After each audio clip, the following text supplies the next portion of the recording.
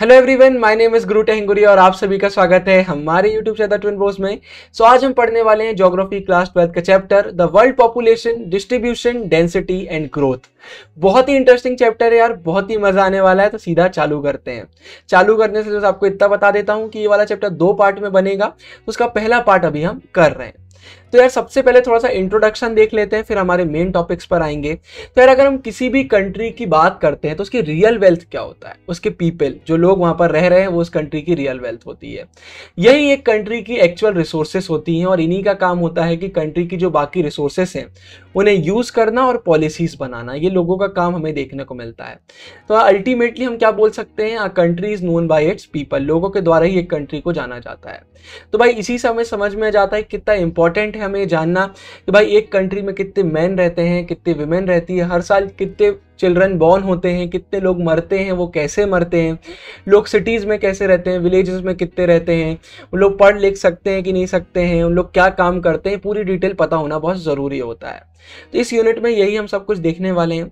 अगर हम बात करते हैं भाई 21st सेंचुरी की बिगनिंग की, तो वहाँ पर हमें पता चला यार कि पूरी दुनिया में 6 बिलियन पॉपुलेशन पार कर चुके हैं हम। मतलब आप समझ सकते हैं अपने आप में कितना बड़ा एक नंबर होता है, 6 बिलियन।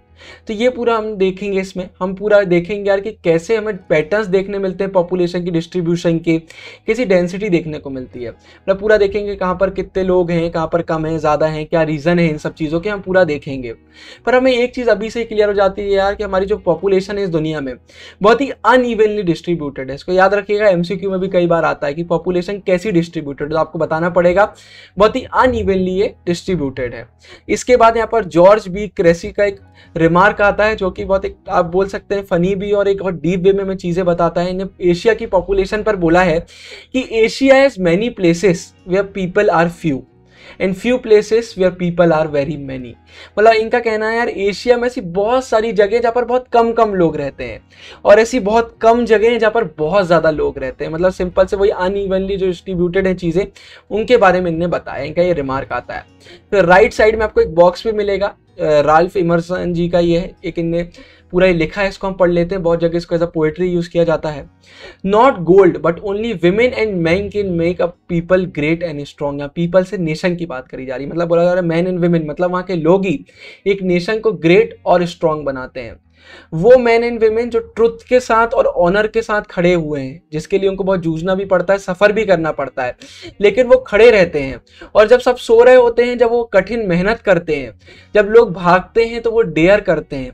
ऐसे ही लोग एक नेशन के अच्छे पिलर को अंदर तक गाड़ते हैं, मतलब एक अच्छा नेशन बनाते हैं और उसको आसमानों तक पहुंचाते हैं। तो ये पूरा इनके आता है। तो अब इसके बाद हम सीधा यार हमारा चैप्टर चालू करते हैं। बहुत ही मजा आने वाला है कि इंट्रोडक्शन से चैप्टर और अच्छा हो जाता है। तो हमारा पहला टॉपिक आता है patterns of population distributed in the world. भाई कैसे पैटर्न में पॉपुलेशन डिस्ट्रीब्यूटेड है।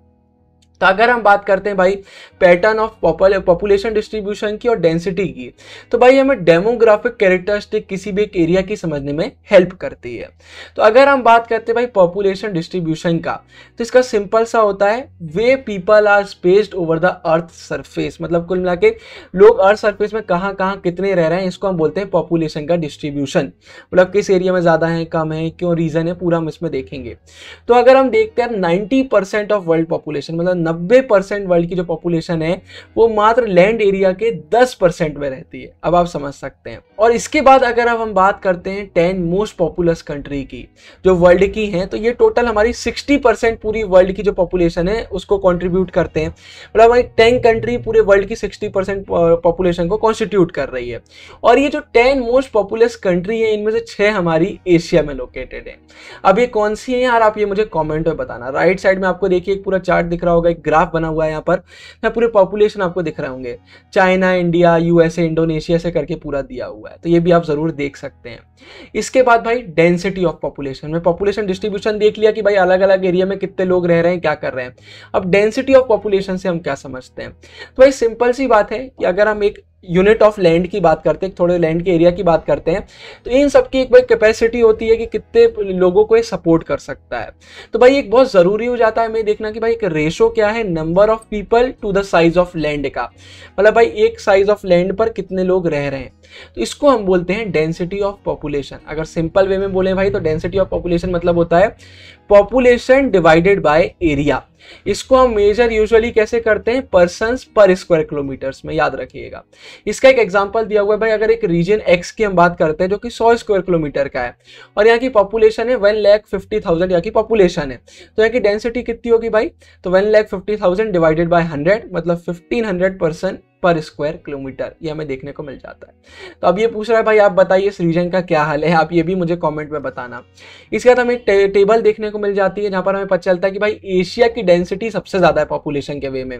तो एक और क्वेश्चन आता है यार कि क्यों रीजन है, तो ये भी आप मुझे कॉमेंट में बताना। मैं ज्योग्राफी में क्वेश्चन बहुत सारे आते हैं, इनका आपको आंसर पता होगा, हम बचपन से पढ़ते आ रहे हैं। तो अब टेबल देखेंगे तो एशिया की आप देख लीजिए पूरी डेंसिटी देख सकते हैं, फिर अफ्रीका, यूरोप, सबकी डेंसिटी यहाँ पर दी हुई है। थोड़ा इसको याद रखिएगा, ये चीजें इंपॉर्टेंट रहती हैं, आपको पता होना चाहिए सबसे ज्यादा कहाँ की है, सबसे कम कहाँ की है। ऐसे क्वेश्चन एमसीक्यू में देखने को मिल जाते हैं, इसलिए मैंने पूरे बॉक्सेस हर सब चीज डाली हुई है पीपीटी में। अब इसके बाद अगला बहुत इंपॉर्टेंट टॉपिक आता है, बोर्ड में इसके बहुत सारे क्वेश्चन देखने को मिलते हैं। Factors influence the distribution of population. भाई कौन से ऐसे फैक्टर हैं जो पॉपुलेशन के डिस्ट्रीब्यूशन को इन्फ्लुएंस करते हैं, तो टोटल 3 फैक्टर हमारे सामने आते हैं, ज्योग्राफिकल फैक्टर्स, इकोनॉमिक फैक्टर्स और सोशल एंड कल्चरल फैक्टर्स। अब इनके बारे में बारी बारी करके हम पढ़ लेते हैं। सबसे पहले भाई ज्योग्राफिकल फैक्टर्स की बात करते हैं, तो टोटल 4 हमारे सामने आते हैं। पहला है हमारा अवेलेबिलिटी ऑफ वाटर, भाई कहां पर कितना वाटर अवेलेबल है, ये बहुत इंपॉर्टेंट एक चीज होती है। भाई आपने सुना होगा जल है तो जीवन है, जल ही जीवन है ना, तो जहां जहां जल है भाई वहां वहां जीवन ज्यादा हमें देखने को मिल जाता है, क्योंकि लोग भाई वहीं रहना पसंद करते हैं जब फ्रेश वाटर अवेलेबल है, क्योंकि बहुत सारे रीजन है। भाई पानी का यूज बहुत ज्यादा है, आपको ड्रिंकिंग के लिए, बाथिंग के लिए, कुकिंग के लिए आपको यूज होगा, कैटल के लिए होगा, क्रॉप्स के लिए होगा, इंडस्ट्रीज के लिए होगा, नेविगेशन के लिए होगा, बहुत सारे वाटर के यूज आते हैं। इसलिए कोई भी अगर ऐसा एरिया है जो रिवर वैलीज के पास में है जहां पर फ्रेश वाटर अवेलेबल है, यहाँ पर हमें ज्यादा लोग देखने को मिल जाते हैं। इसलिए कोई भी अगर एरिया ऐसा होता है तो वो एकदम डेंसली पॉपुलेटेड हमें देखने को मिलता है। तो पहला याद रखिएगा वाटर हमारा आता है, जहां जितना वाटर अवेलेबल है उस हिसाब से वहां की पॉपुलेशन का वो रहता है।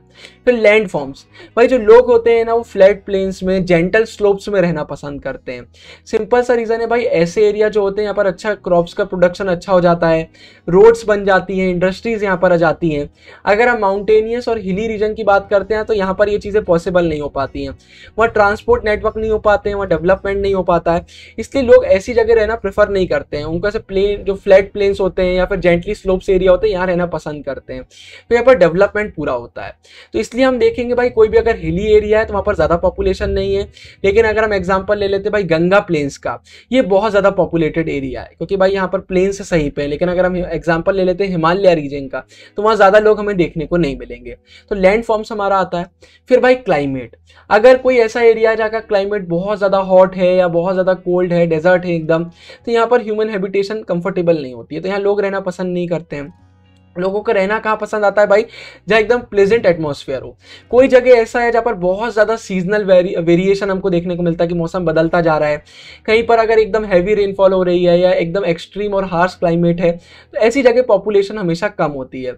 लेकिन अगर हम एग्जाम्पल लेते हैं जैसे मेडिटेरियन रीजन का लेते हैं, तो यहाँ हमें क्यों ज़्यादा लोग देखने को मिल जाते हैं, तो एक बहुत प्लेजेंट क्लाइमेट हमें देखने को मिलता है, एक अच्छा क्लाइमेट यहाँ का है। तो अगर कोई भी जगह का क्लाइमेट अच्छा है तो वहाँ लोग रहना पसंद करते हैं, अगर नहीं है तो नहीं रहना पसंद करते। फिर फोर्थ हमारा आता है भाई सॉइल। अब सॉइल बहुत इंपॉर्टेंट है, अगर कोई भी ऐसी एरिया है जहाँ सॉइल एकदम फर्टाइल है तो वहाँ एग्रीकल्चर होता है। एग्रीकल्चर जितनी रिलेटेड एक्टिविटीज है वो भी बहुत अच्छे से होती हैं। इसलिए कोई भी ऐसा एरिया जहाँ फर्टाइल लोमी सॉइल है वहाँ पर आपको ज़्यादा लोग देखने को मिल जाएंगे, ना कि ऐसी जगह पर जहाँ पर सॉइल अच्छी नहीं है। तो ये रीजन पूरे हमारे आते हैं। तो आप ऐसा कुछ इसमें दिया हुआ है, can you name some areas in India which are thinly populated due to poor soils. ये भी आप मुझे कमेंट में बताइए भाई, पुअर सॉइल्स की वजह से इंडिया में कौन से रीजन है यहाँ पर ज्यादा पॉपुलेशन हमें देखने को नहीं मिलती है। तो ये ज्योग्राफिकल फैक्टर्स आते हैं। इसके बाद इकोनॉमिक फैक्टर्स, पहला आता है भाई मिनरल्स। हमारा कोई भी एरिया ऐसा है जहाँ पर मिनरल के डिपॉजिट है तो भाई वहाँ पर इंडस्ट्रीज एकदम अट्रैक्ट हो जाती है, इंडस्ट्रीज वहाँ पर आ जाती हैं। तो माइनिंग और इंडस्ट्रीज की एक्टिविटी होती है तो वहाँ पर बहुत ज़्यादा एम्प्लॉयमेंट जनरेट होती है। तो इसमें जितने भी स्किल्ड या सेमी स्किल्ड वर्कर हैं ऐसी जगह चले जाते हैं और इनको एकदम डेंसली पॉपुलेटेड ये कर देते हैं, बहुत सारी पॉपुलेशन यहाँ बढ़ जाती है। यहाँ एग्जाम्पल दिया हुआ है कटंगा जाम्बिया कॉपर बेल्ट है जो कि अफ्रीका में, वो इसका एक बहुत ही अच्छा एग्जाम्पल एग्जाम्पल है, याद रखिएगा, बोर्ड में बिल्कुल ये लिख सकते हैं। उसके बाद दूसरा आता है भाई अर्बनाइजेशन। भाई सिटीज़ में आपको बेटर एम्प्लॉयमेंट अपॉर्चुनिटीज़ मिलती हैं, आपको एजुकेशन मिलता है, मेडिकल फैसिलिटी मिलती है, ट्रांसपोर्ट कम्युनिकेशन अच्छा मिलता है। तो कहीं पर भी अगर गुड सिविक अमेनिटीज़ है तो भाई यहाँ पर लोग एकदम अट्रैक्ट होते हैं और ऐसी जगह रहने चले जाते हैं, इसलिए सिटीज़ में बहुत सारे लोग आपको देखने को मिलते हैं। आपने देखा होगा रूरल से अर्बन में माइग्रेशन बढ़ रहा है, सिटीज़ एकदम साइज में ग्रो कर रही हैं। जो मेगा सिटीज़ वहाँ पर तो हर साल बहुत सारे लोग आते हैं, तो यही रीज़न हमारे सामने आते हैं। इसके बाद भाई एक और इकोनॉमिक फैक्टर की बात करते हैं तो वो है इंडस्ट्रियलाइजेशन। अब भाई इंडस्ट्रियलाइजेशन भी होगा तो जॉब अपॉर्चुनिटीज आएंगी और बहुत सारे लोग अट्रैक्ट होते हैं। और इंडस्ट्रियलाइजेशन से सिर्फ ऐसा नहीं है कि फैक्ट्री वर्कर आते हैं, भाई कोई भी जगह में अगर इंडस्ट्री खुल रही है तो और भी बहुत सारी जॉब अपॉर्चुनिटीज खुलती है, जैसे ट्रांसपोर्ट ऑपरेटर हो गए, शॉपकीपर हो गए, बैंक एम्प्लॉयज हो गए, डॉक्टर हो गए, टीचर हो गए, और बहुत सारी सर्विस प्रोवाइडर्स भी आते हैं। तो कहीं भी इंडस्ट्रियलाइजेशन हो रहा है तो बहुत सारी जॉब अपॉर्चुनिटीज आती है, तो लोग वहाँ रहने लगते हैं। इसका यहाँ पर एग्जाम्पल दिया हुआ भाई कोबे ओसाका जो रीजन है जापान का, वो थिकली पॉपुलेटेड है क्योंकि बहुत सारी इंडस्ट्रीज हमें देखने को मिल जाती हैं। इसके बाद सोशल एंड कल्चरल फैक्टर देख लेते हैं यार। अगर कोई ऐसी जगह है जहाँ पर रिलीजियस और कल्चरल सिग्निफिकेंस हमें देखने को मिलते हैं तो ऐसी जगह ज़्यादा लोग रहते हैं भाई, अट्रैक्ट करती हैं ऐसी जगह। लेकिन अगर कोई ऐसी जगह है भाई जहाँ पर एकदम सोशल और पॉलिटिकल अनरेस्ट है, वहाँ पर स्टेबिलिटी नहीं है, तो वहाँ लोग रहना पसंद नहीं करते, तो ये भी हमें देखने को मिलता है। साथ ही साथ भाई जो हमारी गवर्नमेंट है वो कई बार बहुत सारे इंसेंटिव्स प्रोवाइड करती है लोगों को, कई बार करेगी कि आप ऐसे जगह रहने जाइए जहाँ पर बहुत कम लोग रहते हैं, और कई बार ऐसे समय भी इंसेंटिव प्रोवाइड करती है जहाँ पर बहुत सारे लोग हैं तो वहाँ से उस जगह को छोड़ने के लिए, मतलब जहां पर कम लोग हैं वहां पर आने के लिए और जहां बहुत सारे लोग हैं वहां से जाने के लिए, दोनों तरफ इंसेंटिव गवर्नमेंट प्रोवाइड करती है। तो ये कुछ चीजें आती हैं जिसके वजह से हमें सोशल कल्चरल फैक्टर भी देखने को मिलते हैं।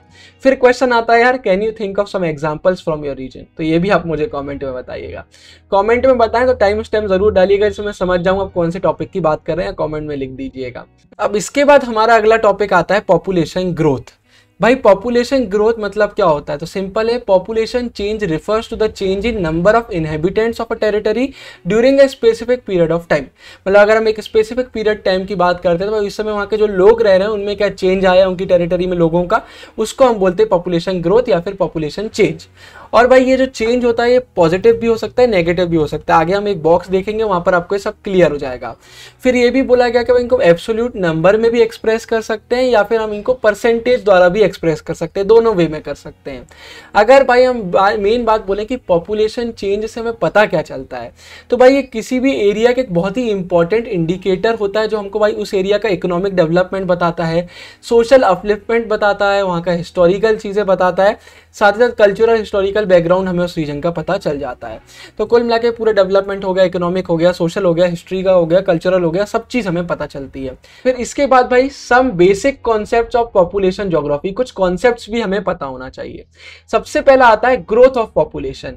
भाई ग्रोथ ऑफ पॉपुलेशन आप समझ होंगे, पॉपुलेशन में हमें क्या ग्रोथ देखने को मिलता है। तो इसका सिंपल होता है भाई कि अगर हम देखते हैं कि अगर हम दो पर्टिकुलर टाइम की बात करते हैं तो उसमें पॉपुलेशन में हमें क्या चेंज देखने को मिलता है, उसको हम बोलते हैं ग्रोथ ऑफ पॉपुलेशन। यहाँ पे एग्जांपल दिया हुआ कि भाई इंडिया की अगर हम 2011 की बात करते हैं तो हमारी पॉपुलेशन थी 121.02 करोड़, और 2001 की बात करते हैं तो अपनी थी 102.70 करोड़। तो इसको जब हम 2011 को 2001 से माइनस करते तो हमें चेंज मिल जाता है, इसको हम बोलते हैं ग्रोथ ऑफ पॉपुलेशन। और कितना चेंज हमें देखने को मिला था, 18.15 करोड़। तो ये एक्चुअल नंबर्स का एक चेंज हम बोल सकते हैं कि भाई इसको हम बोलते हैं ग्रोथ ऑफ पॉपुलेशन, मतलब दो टाइम पीरियड में क्या पॉपुलेशन में चेंज हमें देखने को मिला। इसके बाद टर्म आता है ग्रोथ रेट ऑफ पॉपुलेशन, मतलब भाई यही हम ग्रोथ ऑफ पॉपुलेशन को जब परसेंटेज के वे में एक्सप्रेस करते हैं तो उसको हम ग्रोथ रेट ऑफ पॉपुलेशन बोलते हैं। फिर इसके बाद नेचुरल ग्रोथ ऑफ पॉपुलेशन। भाई नेचुरल ग्रोथ आप समझ गए होंगे, तो इसका सिंपल है भाई, फिर अगर दो टाइम की हम बात करते हैं तो उसमें हमें बर्थ्स और डेथ्स में क्या डिफरेंस देखने को मिलता है। मतलब इन शॉर्ट अगर हम बोलें तो नेचुरल ग्रोथ का फॉर्मूला होता है बर्थ्स माइनस डेथ, इसको हम बोलते हैं नेचुरल ग्रोथ। लेकिन एक्चुअल ग्रोथ क्या होती है पॉपुलेशन की, क्या बर्थ्स एंड डेथ ही हर चीज हो जाती है? नहीं, माइग्रेशन भी एक इंपॉर्टेंट चीज होती है। तो अगर हम एक्चुअल ग्रोथ ऑफ पॉपुलेशन के फॉर्मूले की बात करते हैं तो वो होता है births minus deaths plus in migration minus out migration, मतलब कितने लोग आए उससे माइनस कर रहे हैं कितने लोग गए, और इसको हम ऐड कर देते हैं जो बर्थ से हमने डेथ माइनस करके अपना निकाला था, इसको हम बोलते हैं एक्चुअल ग्रोथ ऑफ पॉपुलेशन। इसके बाद दो टर्म और आते हैं, पॉजिटिव ग्रोथ ऑफ पॉपुलेशन और नेगेटिव ग्रोथ ऑफ पॉपुलेशन। भाई पॉजिटिव ग्रोथ से हम क्या समझते हैं, जब बर्थ रेट जो होती है वो डेथ रेट से ज्यादा होती है, या फिर एक कंट्री में दूसरी जगह से लोग माइग्रेट करके आने लगते हैं, कंट्री हो, रीजन हो, किसी भी जगह की अगर हम बात कर रहे हैं तो इसको हम पॉजिटिव ग्रोथ बोलते हैं। मतलब जब बर्थ रेट डेथ रेट से ज्यादा है या फिर लोग माइग्रेट करके वहां पर आ रहे हैं। और नेगेटिव ग्रोथ जस्ट इसके अपोजिट में, मतलब जब डेथ रेट ज्यादा है, बर्थ रेट कम है और साथ साथ लोग माइग्रेट करके इस रीजन से कहीं और जा रहे हैं। तो ये कुछ टर्म हमारे सामने आते हैं, बहुत इंपॉर्टेंट है। फिर इसके बाद आता है कंपोनेंट्स ऑफ पॉपुलेशन चेंज। तो याद रखिएगा बहुत इंपॉर्टेंट है, 3 कंपोनेंट होते हैं, बर्थ्स, डेथ्स एंड माइग्रेशन। बिल्कुल अच्छे से इसको याद रखिएगा। तो भाई सबसे पहले क्रूड बर्थ रेट देख लेते हैं, ये क्या होता है। तो भाई इसका सिंपल होता है एक साल में total live births divided by per 1000 population, मतलब 1000 पॉपुलेशन में कितनी लाइव बर्थ्स हुए एक साल में। इसका सिंपल फॉर्मूला होता है भाई, अगर क्रूड बर्थ रेट हमें निकालना है तो live births during the year divided by mid year population. हम मिड ईयर पॉपुलेशन लेते हैं, आप याद रखना, और मल्टीप्लाई कर देते हैं इसको 1000 से, तो इससे हमारा क्रूड बर्थ रेट आ जाता है। इसके बाद अगर हम डेथ रेट की बात करते हैं तो भाई डेथ रेट भी बहुत एक्टिव रोल प्ले करती है पॉपुलेशन चेंज में, सिर्फ बर्थ रेट नहीं होती है, डेथ रेट का भी इंपॉर्टेंट होता है। तो भाई अगर हम क्रूड डेथ रेट की बात करते हैं तो इसका सिंपल क्या होता है, हम एक एरिया की मोर्टेलिटी निकालते हैं, और वही CDR मतलब क्रूड डेथ रेट का क्या होता है, वही बर्थ रेट जैसा ही है। हम देखते हैं भाई number of deaths in particular year per 1000 of population in a particular region, मतलब एक रीजन में एक साल में 1000 लोग के कंपैरिजन में कितने की डेथ हुई है हम निकालते हैं। तो इसका सिंपल फॉर्मूला होता है death divided by population, mid year population, याद रखिएगा मिड ईयर पॉपुलेशन लेते जो हमने एस्टिमेट करी है, और मल्टीप्लाई बाय 1000। तो ये सिंपल सा आता है। बिल्कुल याद रखिएगा, अगर हम किसी जगह की अगर हम मोर्टेलिटी रेट्स की बात करते हैं तो मेनली इसको कौन सी चीज़ अफेक्ट करती है, कोई भी रीजन का डेमोग्राफिक स्ट्रक्चर क्या है, वहाँ का सोशल एडवांसमेंट कितना, हम लोग सोशली आगे बढ़े हैं कि नहीं बढ़े हैं, और इकोनॉमिक डेवलपमेंट कितना है। ये चीज़ें किसी भी जगह की एक डेथ रेट को पूरा डिसाइड करती है, कितने लोग वहाँ मर रहे हैं या जी रहे हैं। अब इसके बाद भाई माइग्रेशन, हमने बर्थ डेथ दोनों का बात कर लिया, माइग्रेशन का कर लेते हैं। ये एक और बहुत इंपॉर्टेंट चीज़ आती है जो पॉपुलेशन के चेंजेस बताता है, साइज में चेंज बताता है, सिर्फ डेथ और बर्थ नहीं होते है ना, तीनों आपको याद रखना है। तो भाई अगर हम बात करें माइग्रेशन का क्या होता है, तो सिंपल है कि when a people move from one place to another. लेकिन यहाँ पर कुछ इंपॉर्टेंट चीजें हैं जो आपको याद रखना है।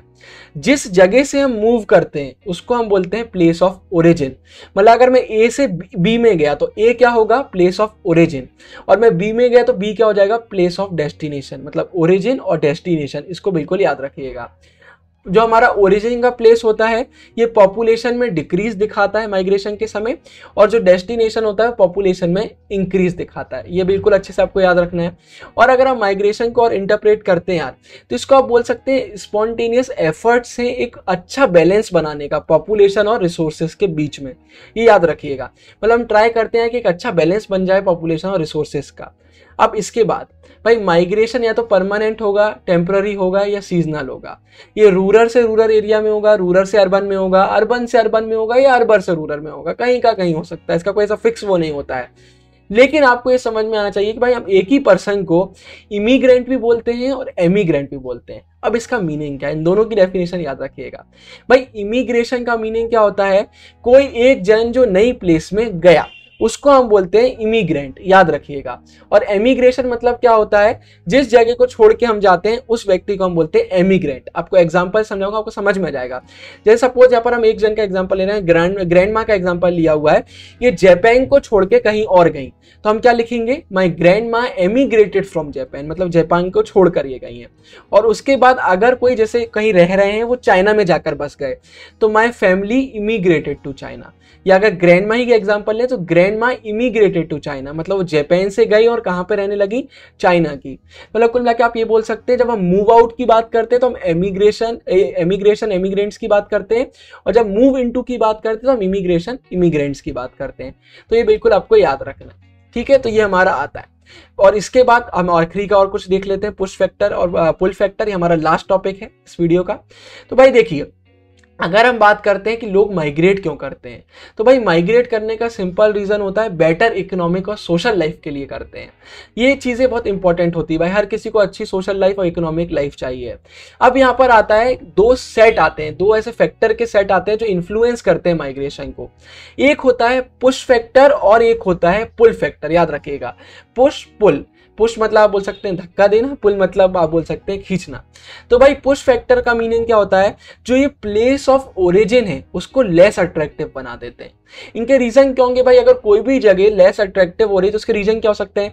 Unemployment, poor leaving condition, political turmoil चल रहा है, अनप्लेजेंट क्लाइमेट है वहाँ का, नेचुरल डिजास्टर आ रहे हैं, एपिडेमिक्स हो रहे हैं, या सोशियो इकोनॉमिक बैकवर्डनेस है। ये कुछ एग्जांपल आते हैं। अगर कुछ ऐसी चीजें हैं भाई तो एक जगह के अपने पर अट्रैक्शन गायब होने लगता है। तो पुश फैक्टर मतलब क्या होता है? जब प्लेस ऑफ ओरिजिन का अट्रैक्शन खत्म होने लगता है कुछ रीजंस की वजह से। अब पुल फैक्टर मतलब क्या होता है? जस्ट इसके अपोजिट। पुल फैक्टर्स मतलब होता है जो प्लेस ऑफ डेस्टिनेशन है वो ज्यादा अट्रैक्टिव लगने लगती है। और ये अट्रैक्टिव लगने के रीजन क्या हो सकते हैं भाई? बेटर जॉब अपॉर्चुनिटी हो गया, अच्छी लिविंग कंडीशन हो गई, वहां पीस एंड स्टेबिलिटी है, सिक्योरिटी है, वहां पर प्रॉपर्टी है, प्लेजेंट क्लाइमेट है। तो कुछ रीजन आते हैं। अब आपके मन में एक डाउट हो रहा है, यार पुश फैक्टर ओरिजिन के लिए हो रहा है और पुल फैक्टर डेस्टिनेशन के लिए हो रहा है। तो सिंपल समझिए भाई, अगर मैं इंडिया में रहता हूं तो इंडिया से मुझे पुश मिल सकता है, पुल नहीं मिल सकता, क्योंकि भाई मैं तो इंडिया में रह ही रहा हूं ना, मुझे क्या पुल करेंगे, मुझे पुश कर सकते हैं। इसलिए मेरा ओरिजिन क्या है? इंडिया। तो इंडिया से मुझे पुश हो सकता है, लेकिन पुल मुझे कौन करेगा? कोई और कंट्री। जैसे अगर मैं बोल देता हूं कि मुझे अमेरिका की लाइफ अच्छी लग रही है, वहां पर ज्यादा अपॉर्चुनिटी मिल रही है, तो अमेरिका प्लेस ऑफ डेस्टिनेशन हो गया और वहां से पुल फैक्टर अप्लाई होते हैं। पुश फैक्टर अपने ओरिजिन से होते हैं, याद रखिएगा। Push factor place of origin से होते हैं और pull factors place of destination से होते हैं। तो यार ये वाली वीडियो में हमारा इतना ही आता है। इसके बाद हम सीधे मिलेंगे सेकंड पार्ट में। इस चैप्टर का आईएमपी भी आ चुका है, आप आईएमपी बिल्कुल देख सकते हैं, प्रीवियस ईयर क्वेश्चन पूरे हमने डाले हैं। यार इसी के साथ इस वीडियो को खत्म करता हूँ। अगर वीडियो अच्छी लगी तो वीडियो को लाइक कीजिएगा, चैनल को सब्सक्राइब कीजिएगा। बाकी मैं तो मिलता रहूंगा आने वाली वीडियोस में, तब तक के लिए साइनिंग ऑफ, गुरु टेंगड़िया, बाय बाय।